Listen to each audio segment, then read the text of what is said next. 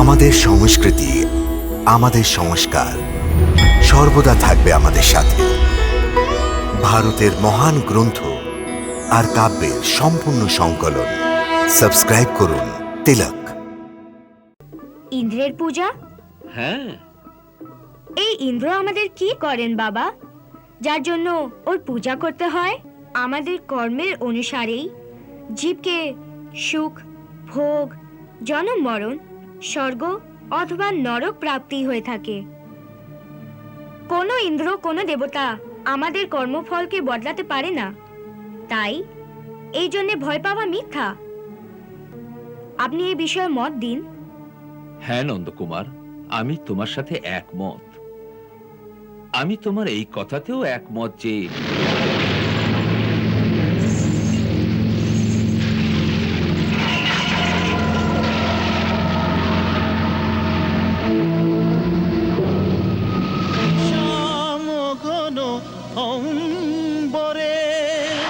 সরে যাও রানী, মৃত্যু এর সম্মুখে দাঁড়িয়ে আর এখন একে কেউ বাঁচাতে পারবে না।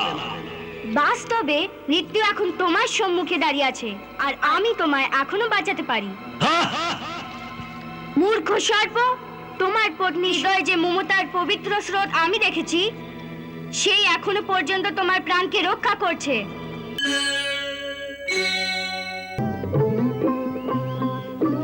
বাবা, আজ গোকুলে কিসের উৎসবের আয়োজন হচ্ছে? সব গোকুলবাসীরা নতুন বস্ত্র পরে আছেন, আর আপনি এই যজ্ঞ পতাকা কেন তৈরি করছেন? আপনি কি কোনো পুজো বা যজ্ঞ করবেন? হ্যাঁ কানাই, আজ আমরা খুব বড় ইন্দ্রযজ্ঞ করব। দেবরাজের পূজা করার জন্যই এই সব আয়োজন করা হচ্ছে। দেখো, প্রথমে মহামুনি অবিনাশকে প্রণাম করো। কল্যাণ হোক। দেখো তো আমরা কত ভাগ্যশালী। মহামুনি আজই শুভ অবসরে তীর্থযাত্রায় যেতে যেতে আমাদের গ্রাম হয়ে যাচ্ছিলেন। আমি ওকে অনুগ্রহপূর্বক এখানে থাকতে বলেছি, আর আজকের ইন্দ্র পূজা এরই হাতে সম্পন্ন হবে। ইন্দ্রের পূজা? হ্যাঁ। এই ইন্দ্র আমাদের কি করেন বাবা, যার জন্য ওর পূজা করতে হয়? আমি তো শুনেছি যে ও এক বিলাসী দেবতা, যে কেবল রাগ রঙে বিরাজ করে বিলাসের মধ্যে কাটায়। না না কানাই, দেবতাদের বিষয়ে এমন বলতে নেই। দেবতা অসন্তুষ্ট হবেন। তার উপর ভগবান ইন্দ্র তো দেবতাদের রাজা, উনি মেঘেদেরও স্বামী। সেই মেঘ যে জল বর্ষণ করে, যে জল দিয়ে অন্ন উৎপন্ন হয়, আর সেই অন্ন দিয়ে আমরা জীবন যাপন করি। সেই জন্যে বর্ষা ঋতুর আগমনের পূর্বে আমরা এই যাবেন। ক্রুদ্ধ হয়ে কি করবেন? হ্যাঁ, কি করবেন প্রশ্ন করছো? এই মেঘেদের রাজা ইন্দ্র ক্রুদ্ধ হয়ে গেলে ওর আদেশে এইসব সুন্দর শ্যামল মেঘ আকাশ ছেড়ে চলে যাবে। বা ভগবান তো ওকে বলা হয় যে আপন ভক্তের ভুলকে ক্ষমা করে দেয়, আর যে দয়ালু। আমার তো এই ইন্দ্রকে ভগবান মনে হয় না। ওর পূজা করো, ওর নামে যজ্ঞ করো তো বর্ষা করবে, না করো তো মেঘেদের সরিয়ে দেবে।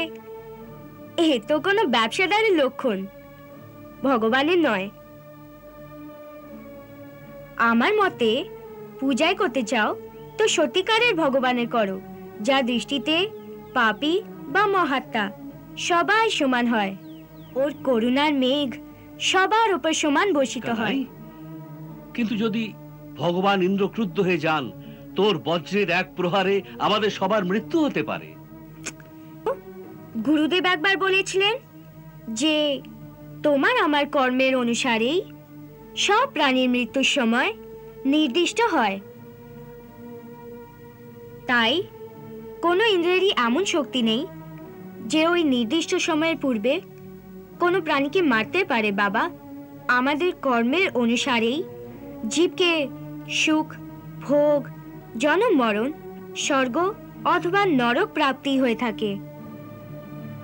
কোনো ইন্দ্র, কোনো দেবতা আমাদের কর্মফলকে বদলাতে পারে না। তাই এই জন্যে ভয় পাওয়া মিথ্যা।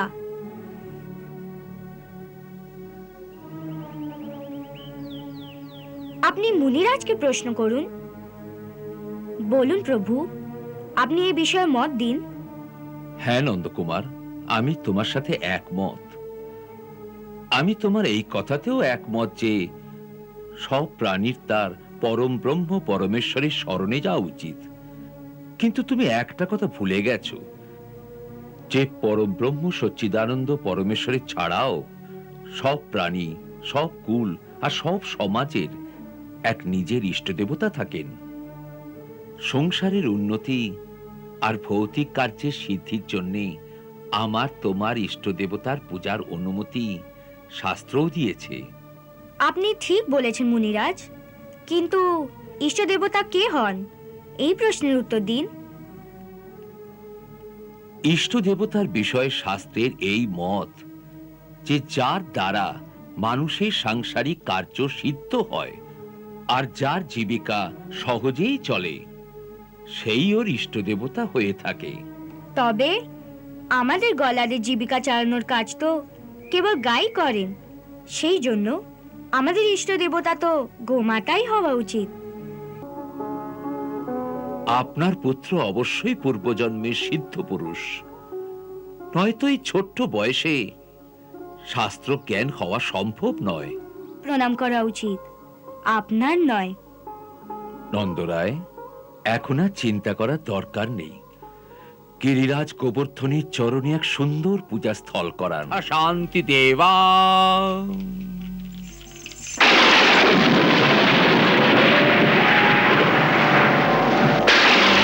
হে বৃন্দাবনবাসীরা, আমি গোবর্ধন পর্বত বলছি।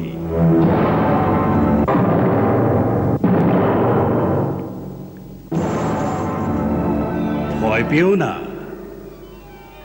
আমি স্বয়ং গিরিরাজ গোবর্ধন প্রসন্ন হয়ে তোমাদের আজ সাক্ষাৎ দর্শন দিচ্ছি।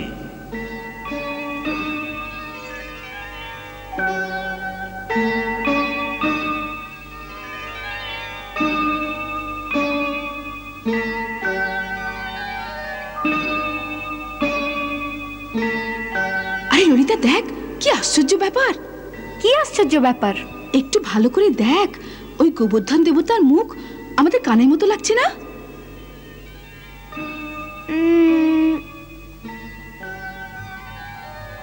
লাগছে বটে, কিন্তু এর তো 4টে হাত আছে। সেই তো আশ্চর্য। তুই তো পাগল হয়ে গেছিস। এই দেখ, আমাদের কানাই তো আমাদের সাথেই বসে আছে।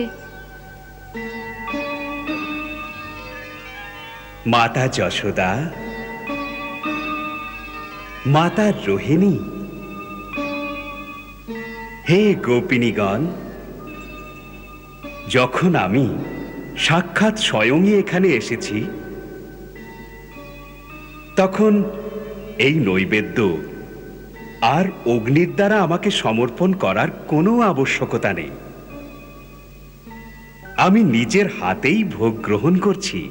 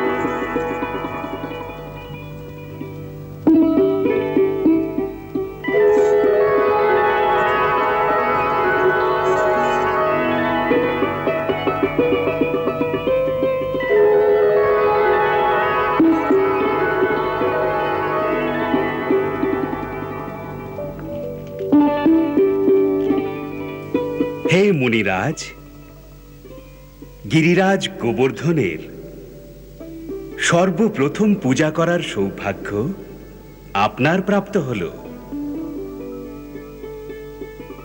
এর ফলস্বরূপ আপনার শ্রীহরির চরণে মুক্তিপ্রাপ্তি হবে।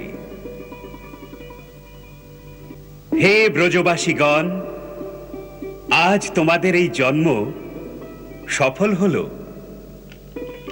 চতুর্দিকে যেখান অবধি আমার পর্বত দেখা যাবে, সেখান অবধি ভূমি চিরকাল শস্যে ভরা আর সুফলা থাকবে।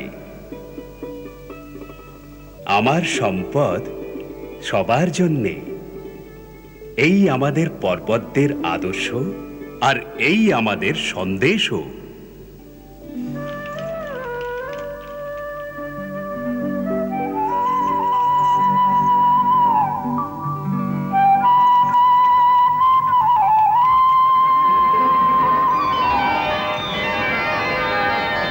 ক্ষমা করবেন দেবেন্দ্র, কিন্তু আপনার কাছে এক সূচনা পৌঁছানো অতি আবশ্যক ছিল। সূচনা? কিসের সূচনা?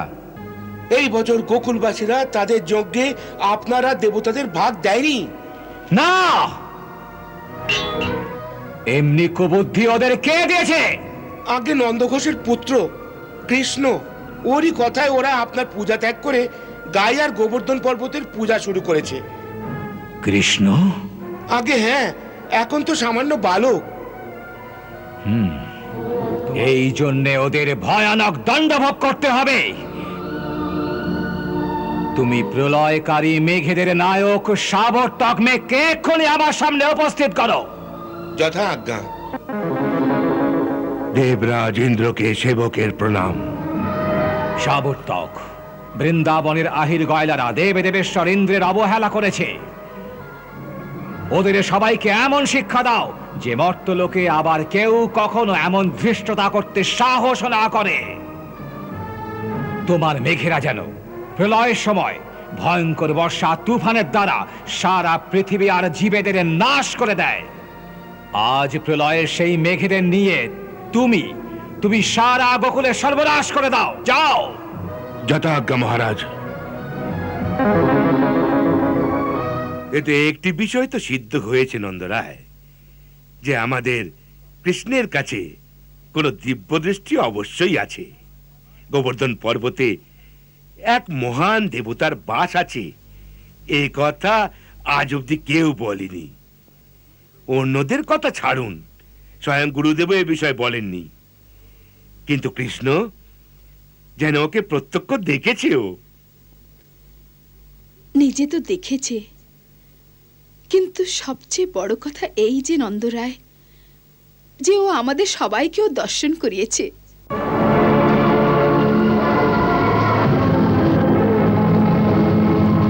আমি দেখলাম যে গোবর্ধনের পূজার নতুন পদ্ধতি শেখাচ্ছি, তাই কিছু এমন লীলা করি যাতে গোবর্ধনের ওপর বিশ্বাস দৃঢ় হয়ে যায়। এবার তো এমন দৃঢ় হয়ে যাবে যে যুগ যুগ ধরে ভক্তেরা আজকের দিনে গোবর্ধন পূজা করতে বৃন্দাবনে আসবে। আমার জন্যে তো আজ থেকে এই চিরকালের জন্য পূজ্য হয়ে গেছে। যখন একে দেখব তখন এর মধ্যে তোমার দেবস্বরূপ দর্শন হয়ে যাবে, আর তোমার বিরহে এ আমার খুব কাজে আসবে।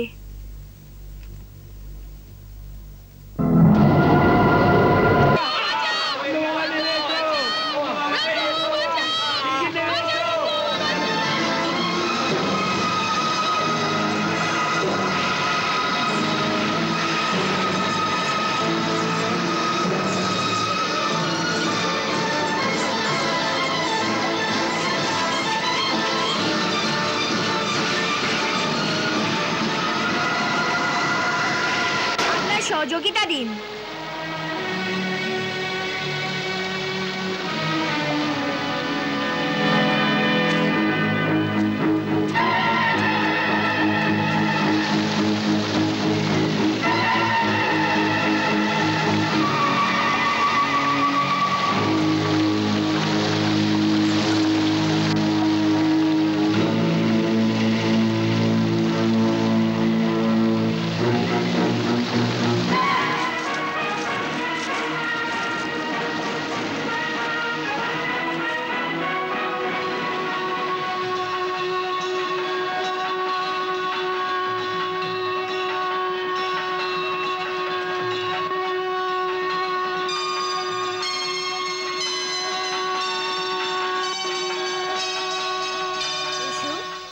সবাই এসো বাবা, তোমার বলদ গাড়ি এর নিচে নিয়ে এসো। চলো চলো চলো, এই যে ওই যে তোমরা পেছনে রয়েছো কেন? চলো চলো চলো, এগিয়ে এগিয়ে এগিয়ে, বাচ্চারা পড়ে গেছে, চলো চলো চলো, হ্যাঁ হ্যাঁ হ্যাঁ হ্যাঁ হ্যাঁ, আরো এগিয়ে, এগিয়ে এসো এসো এসো। চলো।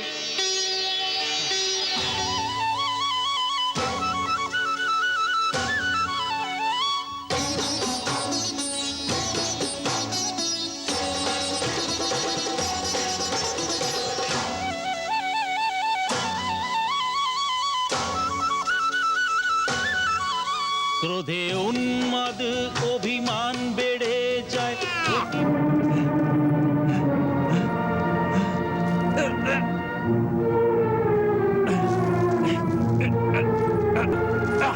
ওম হ্রিম ক্লিম চামুণ্ডায় নমঃ।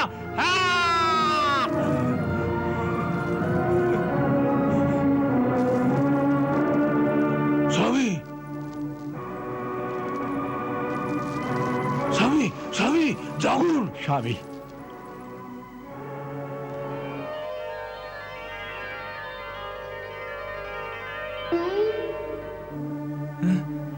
আজ তোমার সেই পরম শক্তি তার সামনে কোনো কাজের নয়। হে গুরুদেব, এই পরিস্থিতিতে এখন কি করা যেতে তোমার পারে? কাছে এসেছি যে এমন অবস্থায় যখন শ্রীহরির সঙ্গে যুদ্ধ করার বদলে জিতে বদলাবেন, তখনই তুমি নিজের শক্তিতে নিরাশ হবে আর তোমার নিজের অন্ত দেখবে। তখন সংকটের সময় তোমার অহংকার ত্যাগ করে প্রভুর শ্রীচরণে নিজেকে তুমি সমর্পিত করে এই মন্ত্রে প্রভু স্তুতি করে তোমার সংকট হরণ করবেন। এবার আমার সাথে ওই গুপ্ত মন্ত্র পাঠ করো। অক্ষরম পরমম ব্রহ্মম জ্যোতিরূপম সনাতনম। অক্ষরম পরমম ব্রহ্মা জ্যোতিরূপম সনাতনম। অক্ষরম পরমম ব্রহ্মা জ্যোতিরূপম সনাতনম। ত্রাহি মাম, ত্রাহি মাম, ত্রাহি মাম, ত্রাহি মাম। রক্ষা করো প্রভু, রক্ষা করো। হে প্রভু, হে দীন দয়াল, আমায় ক্ষমা করুন। আমার বড় ভুল হয়ে গেছে প্রভু। আমি আপনাকে, অবিনাশী ব্রহ্মাকে, এক সাধারণ মনুষ্য বালক ভেবে এমনি ধৃষ্টতা করেছি। আমার এ ভুল ক্ষমার যোগ্য তো নয় প্রভু, কিন্তু শাস্ত্র আপনাকে অকারণ দয়ালু বলে। তাই হে দয়ার সাগর, এই অকিঞ্চনকে আপনার দাস মনে করে ক্ষমা করে দিন। হে মহেন্দ্র, তুমি আমায় চিনতে পারোনি, তাই আমি তোমায় দোষী মনে করি না, কারণ এ তো আমারই মায়ার খেলা। এমনিতে তো সব ছোট বড়র অন্তরে আমি স্বয়ংই বিরাজমান। তবুও আমাদের যোগমায়া সবার বুদ্ধির ওপর এমন পর্দা ঢেকে দেয় যে নিজের অন্তরে অবস্থিত থাকা আমাকে না দেখে এই সংসারের বাইরের দৃশ্য দেখেই মোহিত হয়ে থাকে। তাই তোমার এই ভুলকে আমি দোষ ভাবি না। হ্যাঁ, তোমার দ্বিতীয় অপরাধের জন্যে আমি তোমায় অবশ্যই দোষী মনে করি। সে কি প্রভু? দেখো, রাজা হওয়ার দরুন প্রজার ভালোর জন্যে যা তোমার স্বয়ং করা উচিত, যা তোমার ধর্ম, রাজার কর্তব্য, সেই কর্তব্য পুরো করতে তুমি লোকেদের নিজের পূজা করতে বলো। এর অর্থ এই যে তুমি নিজের ধর্মের পালন করার জন্যে এই ধরিত্রীর প্রাণীদের কাছে পূজার উৎকোচ চাইতে শুরু করেছো। তোমায় ইন্দ্রপ্রস্থে এই জন্য স্থাপন করা হয়েছে যাতে তুমি সমস্ত প্রজার কল্যাণ করো। যেখানে না চাইবে খরা আকাল হবে সেখানে।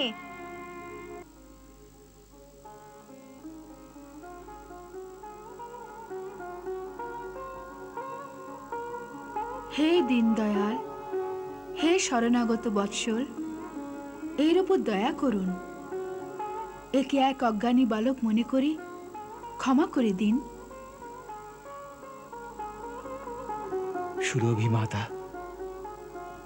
হে কামধেনু মাতা, আপনাকে প্রণাম জানাই। দাসীকে মাতা ডেকেছ, এ আপনার ভক্তবৎসলতা। তবুও যদি মাতার স্থান দিয়েছ, তো মাতার কথা মেনে মহেন্দ্রকে ক্ষমা করে দাও। একে আপনার মায়াই ভ্রান্ত করেছে। যথা আজ্ঞা। হে দেবরাজ, সুরভি মাতার কৃপায় আপনি অপরাধ মুক্ত হলেন। আপনি আপনি ধন্য প্রভু, আপনি ধন্য। তোমার কল্যাণ হোক। হে গোবর্ধনধারী, হে মায়াপতি, আপনার এই শ্রীচরণে আর একটি প্রার্থনা আছে। যদি আজ্ঞা দেন, পুত্র আছে, তার নাম অর্জুন। আপনি ওকে আপনার সেবা স্বীকার করেন প্রভু। ও সর্বদা আপনার আজ্ঞাবহ থাকবে। পুত্র পিতার প্রতিনিধি হয়। ভরতের বংশে অর্জুন তোমার অংশ থেকে অবতীর্ণ হয়েছে, তাই তুমি নিশ্চিন্ত থাকো, হারাতে পারবে না। বার তুমি নিশ্চিন্ত হয়ে আপন লোকে প্রসন্ন মনে ফিরে যাও। আপনার জয় হোক প্রভু। ক্ষণিক দাঁড়ান সুরপতি। হে সচ্চিদানন্দ স্বরূপ শ্রীকৃষ্ণ, আজ আপনি ইন্দ্রের ক্রোধ থেকে আমাদের কাইয়ের রক্ষা করেছেন, তাই কাইয়েরা ধন্য হয়ে গেছি। হে মধুসূদন, ইন্দ্র হয়তো ত্রিলোকের ইন্দ্র হতে পারেন, কিন্তু আজ থেকে আমাদের কাইয়েদের ইন্দ্র তো আপনিই হলেন।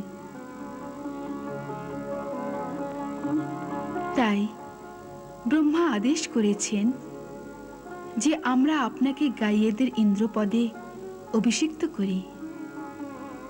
উনি এও বলেছেন যে এই অভিষেকের সময় আপনার রাজতিলক যদি ইন্দ্রের হাতে সম্পন্ন হয় তো উচিত হয়।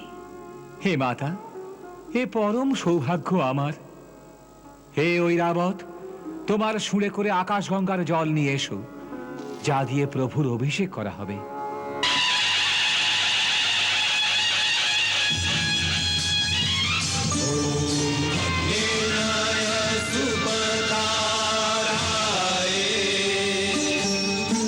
अस्मान् विश्वानि देव वयुनानि विद्वान् युद्धस्मज्जुहुराणमेनो भूयिष्ठान्ते नमः उक्तिं विधेम। ॐ स्वस्ति न इन्द्रो वेदश्रवाः स्वस्ति न पूषा विश्ववेदाः स्वस्ति नस्तारक्षो अरिष्टनेमि स्वस्ति नो बृहस्पतिर्दधातु। ॐ द्यौः शान्तिरन्तरिक्षगुं शान्तिः पृथिवी शान्तिरापः शान्तिरोषधयः शान्तिः। ভগবান, আজ থেকে আপনার নতুন নাম গোবিন্দ হলো। জয় গোবিন্দ। জয় গোবিন্দ, জয় গোবিন্দ।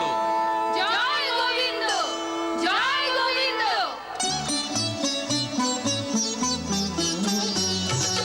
জয় গোবিন্দ, জয় গোবিন্দ। জয় গোবিন্দ, জয় গোবিন্দ। গোবিন্দম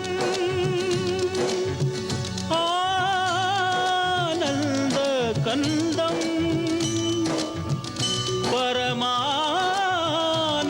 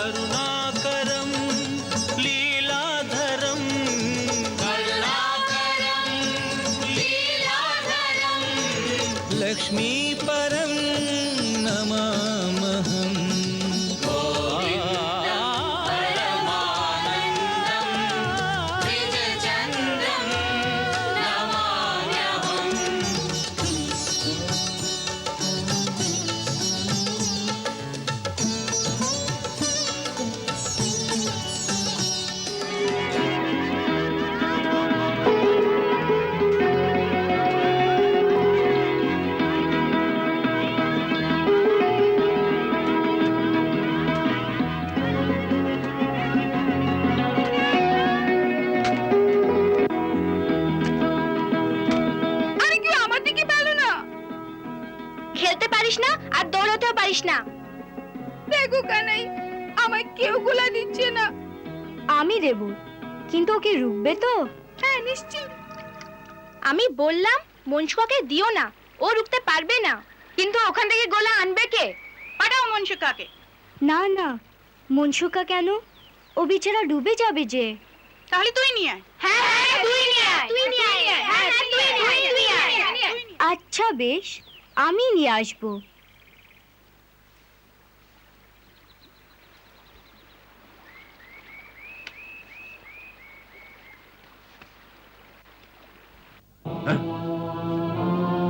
দাঁড়াও ছোট কর্তা, দাঁড়াও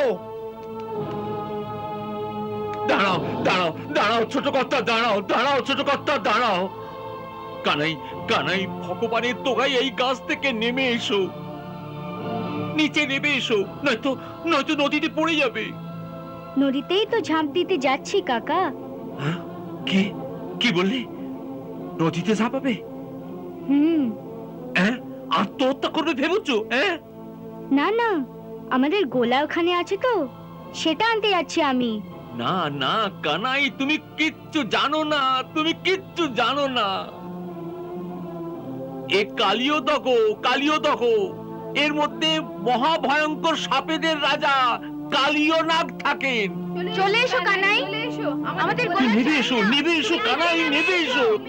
আরে, তোমাদের সেনাপতি কোনো নাগের ভয় ফেরত আসার নয়। দেখো তো আমি কি করছি।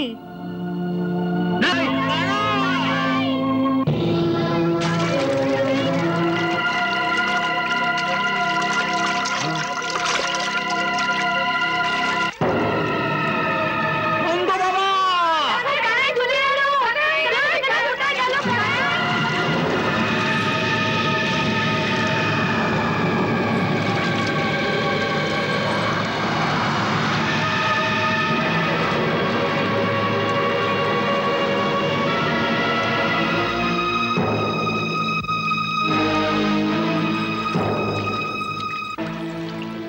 আরে মূর্খ বালক, তুই এখানে আমার উপর রাগ করবে। মিত্রদের ক্রোধ থেকে তুই বেঁচে যাবি, কিন্তু নাগরাজের ক্রোধ থেকে তোকে কে বাঁচাবে পাগল?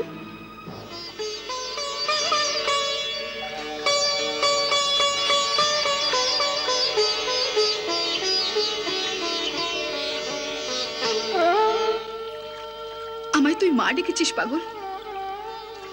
তুই কত ভালো রে, একটা গোলার জন্য কেন নিজে প্রাণ খোয়াতে এসেছিস?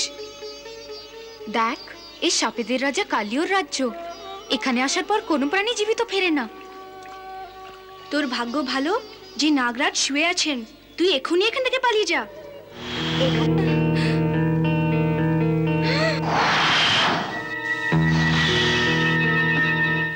এত কোমল, এত সুন্দর দেহ মুহূর্তের মধ্যে ভস্ম হয়ে যাবে। আরে পাগল, এই বিতর্ক করার সময় নয়। চল, আমি তোকে বাইরে ছেড়ে আসি। আমার উপরে দয়া করো না নাগরানী, তোমার পতির উপর দয়া করো। উনি আমাদের বৃন্দাবনকে নিজের বিষ দিয়ে দূষিত করে রেখেছেন। আজ আমি ওকে এখান থেকে নিয়ে যেতে এসেছি। কে যে আমার বিশ্রামে ব্যাঘাত ঘটিয়েছে? কে কে?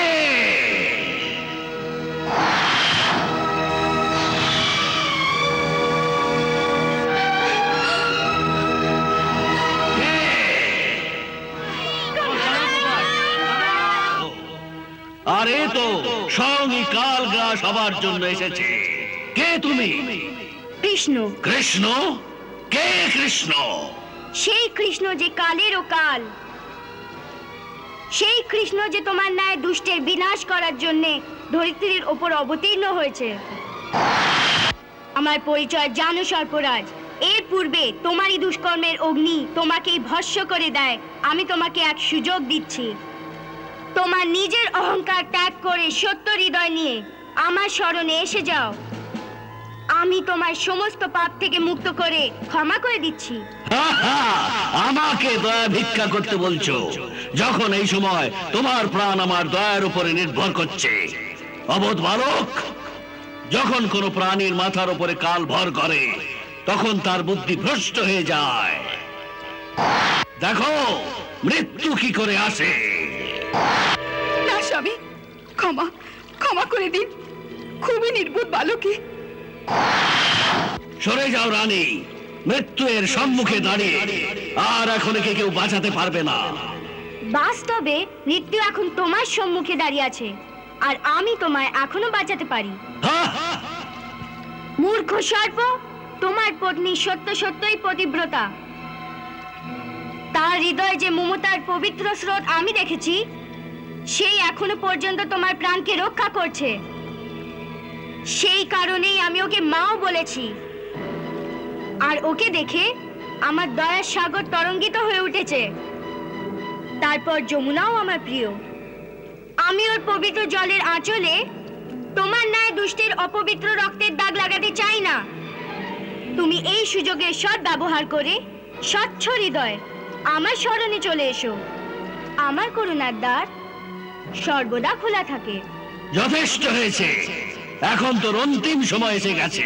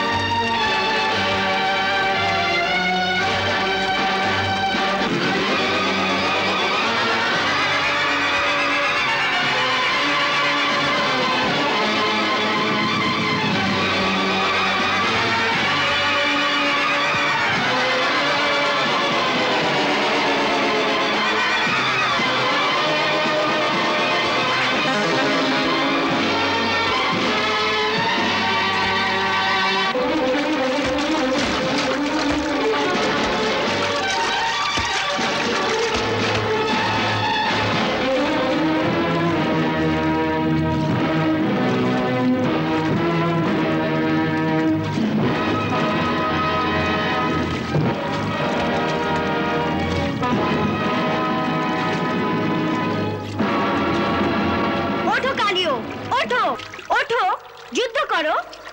না, উঠতে পারছি না, চোখের সামনে অন্ধকার ছেয়ে গেছে। ক্ষমা ক্ষমা হে নাথ, আমার পতিকে দয়া করুন। মা ডেকেছেন, তো মাকে বিধবা করুন না।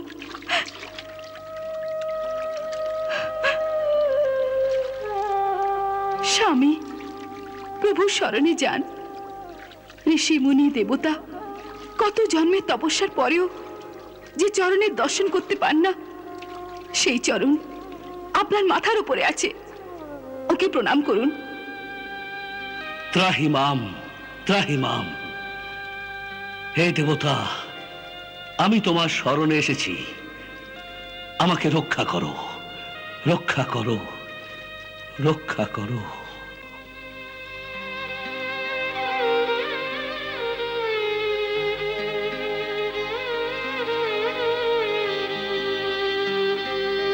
তথাস্তু। যাও সর্পরাজ, আমি তোমায় জীবন দান করলাম, কিন্তু এক শর্তে, এই যে তুমি এই স্থান ছেড়ে যমুনা নদীর রাস্তায় সমুদ্রের মধ্যে স্থিত রমণক দ্বীপে চলে যাও, যা মহান সাপেদের থাকার এক স্থান। কিন্তু স্বামী, ওখানে আমায় আপনার বাহন গরুর জীবন্ত ছাড়বে না। ভগবান, ইতিপূর্বেও আমি ওই রমণক দ্বীপে আমার প্রজাদের সাথে থাকতাম। তখন একবার গরুর আমার প্রাণ নিতে আমার উপর আক্রমণ করেন। তখন ওর ভয়ে আমি আমার পত্নীদের সাথে যমুনার রাস্তায় এই কুণ্ডে এসে লুকিয়েছি। আপনি তো জানেন যে সৌরভ মুনি সাপের কারণ গরুর এই যমুনার কুণ্ডে আসতে পারেন না। সেই জন্যে আপন প্রাণকে বাঁচানোর জন্যে আমি এখানে এসে লুকিয়ে আছি। না নাগরাজ, এখন গরুর তোমার কিচ্ছু করবে না। এখন তোমার ফনার ওপর আমার চরণধুলি দেখে গরুর তোমায় মারার বদলে এই চরণধুলিকে প্রণাম করবে। যাও মা, এবার রমণক দ্বীপে তোমার পতির সাথে নির্ভয় হয়ে বিহার করো। ওঠো কালিও, এবার আমায় বাইরে নিয়ে চলো।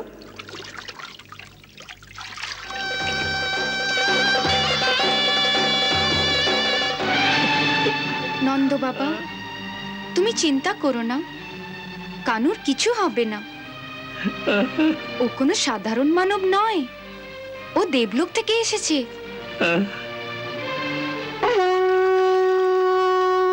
আরে ওই দেখো, কানু এসে গেছে।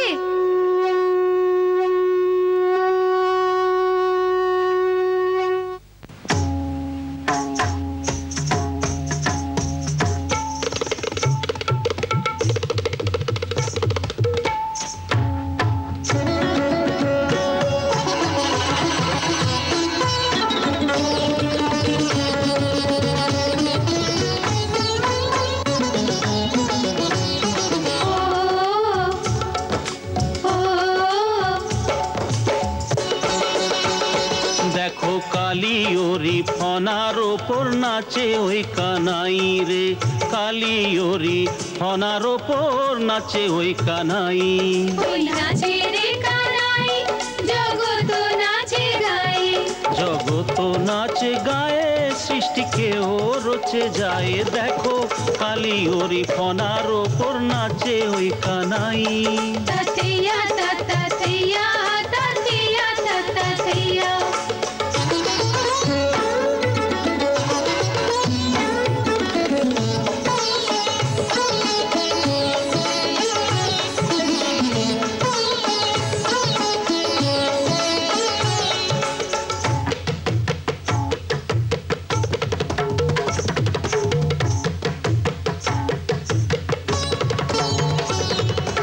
এই তো সেই চরণ গো সব আপদ হরণ করে, আপদ হরণ করে।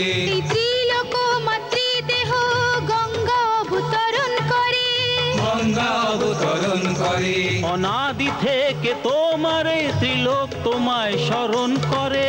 সর্বদা স্মরণ করে। এই নাগ ভাগ্যবানের মাঠে নিত্য এ চরণ করে। নিত্য এই চরণ করে। অতি দুর্লভ জগতে, ও অতি দুর্লভ চরণ ছায়া। কালি হরি ফনার উপর নাচে ওই কানাই। তাতিয়া তাতিয়া তাতিয়া তাতিয়া।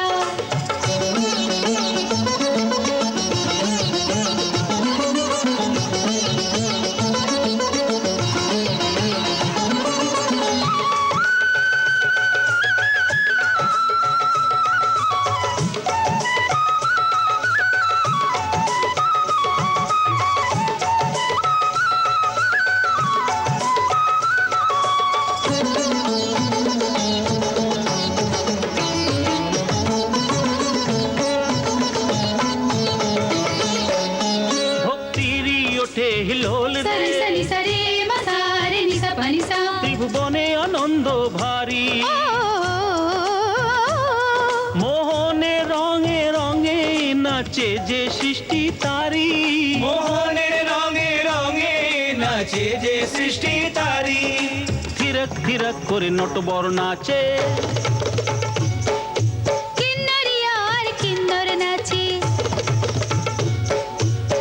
নক্ষত্র নিরন্তর নাচে, তারা আর চরাচর নাচে। নক্ষত্র নিরন্তর নাচে, তারা আর চরাচর নাচে। নদীরা নাচে, নির্ঝর নাচে। ও পক্ষী নাচে, জলভর নাচে। মা সরস্বতীর বীণার তানে কৃষ্ণ শোনে, শিব শঙ্কর নাচে। মা সরস্বতীর বীণার তানে কৃষ্ণ শোনে, শিব শঙ্কর নাচে।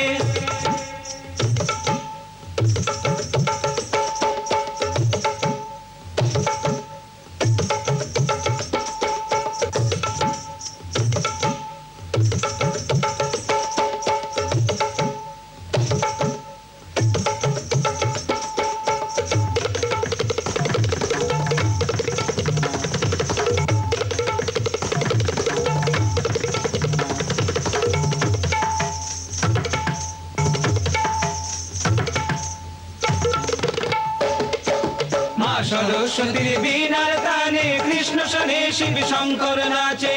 করেন কর ধ্বনি মিলে যে, করেন কর ধ্বনি এই ত্রিলোকবাসীরা। জয় কৃষ্ণ কানাই, জয় জয় কৃষ্ণ কানাই, জয় জয় কৃষ্ণ কানাই, জয় জয় কৃষ্ণ কানাই। জয় জয় বংশীধারী, জয় কৃষ্ণ কানাই।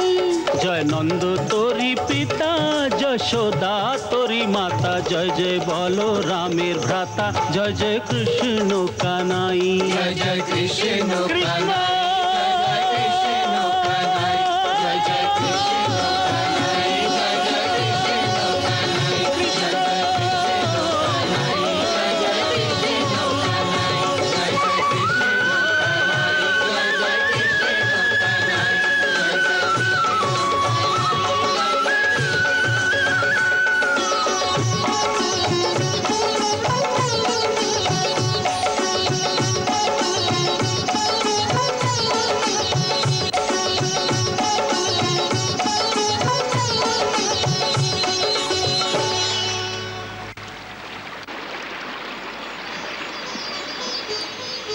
এবার চলে যাও নাগরাজ, তোমার মঙ্গল হোক।